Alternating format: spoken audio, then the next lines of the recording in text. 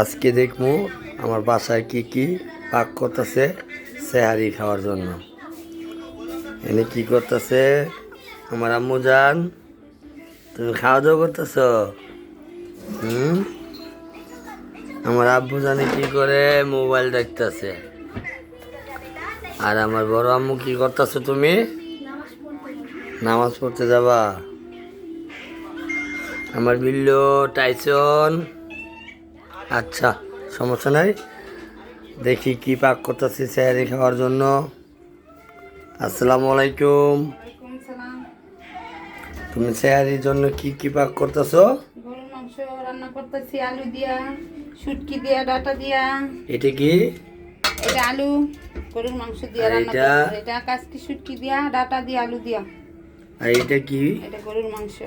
গরুর মাংস কি বানাবে, ভুনা না ঝোল? বোনা করুম আলু দিয়া। আর এই জায়গায় কি পাক করতেছো তুমি? ভাত রান্না করতেছি, পাতলা ডাল রাঁধছি টমেটো দিয়া, তারপরে দুধ। দুধ দুধ কি করবা? সেহারিতে ভাত খাম। শুধু সেহারিতে ভাত খাবা? দুধ আর কি দিয়া? গরুর মাংস, ডাল। ভাত চড়াইছো কোন সময়? এই যে একটু আগে। একটু আগে। আর ওইটা কি? এটা হচ্ছে আমার পোলার খিচুড়ি।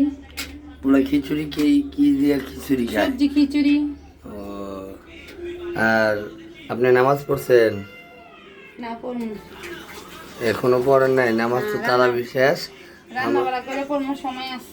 ও, আমি তো তারাবি পড়ে এসে পড়ছি, তারাবি পড়া শেষ আমার। তার জন্য বললাম দেখি আমার বাসায় কি কি পাক করতেছে সেহারি খাওয়ার জন্য। রোজা রাখবো। আপনারা কি সবাই রোজা রাখবেন? খুদা হাফেজ।